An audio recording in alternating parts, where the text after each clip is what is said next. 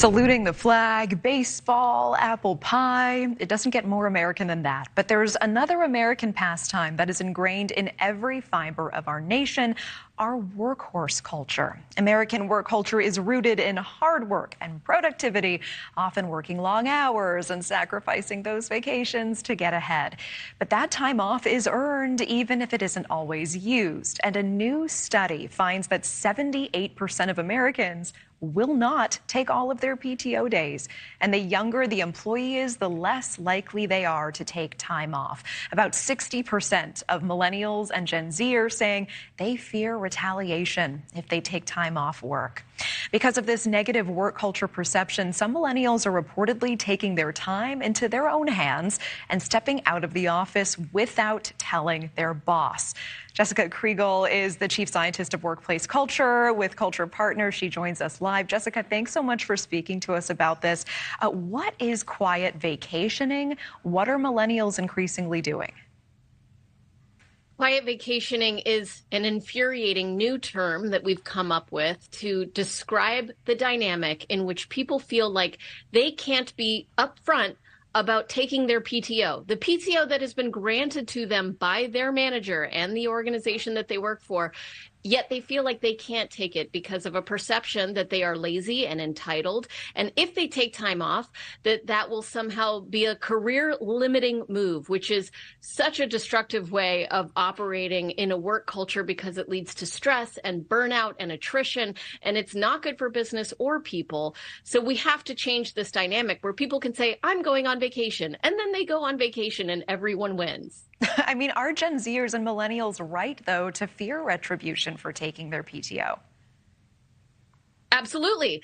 I mean, I worked with an organization many years ago that moved to unlimited PTO, and then people started taking more PTO, and then there was backlash from managers who said, you're taking too much PTO. So they're getting mixed messages from leaders at that same organization. The CEO of the company went on vacation to Hawaii and then took a bunch of calls from the beach, which is a signal to employees that your time off isn't really time off.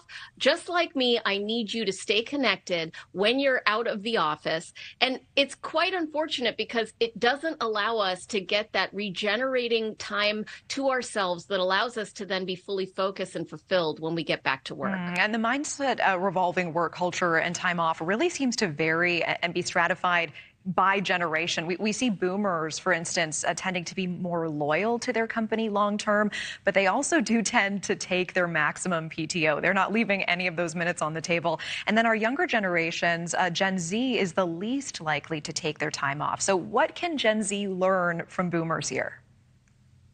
Well, it's interesting. I don't know that that's a generational issue as much as it is a life stage issue. The Employee Benefits Research Institute measures tenure based on age, and they say the same thing that you said. But 60 years ago, those numbers were the same, meaning that the baby boomers of today, when they were young, they had less loyalty to their employers. So I think really what we're dealing with is people figuring out what they want to do for a living and trying a new job. This isn't necessarily connected to the quiet vacationing issue.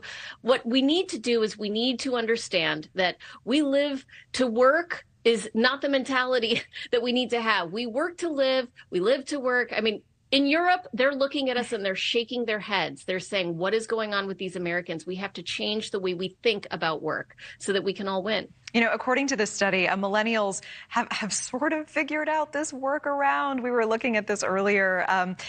All these workarounds to make it appear that they're actually working. They have, you know, the computer mouse jiggler so that their status still shows as green, that they are there scheduling emails outside of work. What are your thoughts on these moves? And do you think that there are repercussions if they get caught doing these things?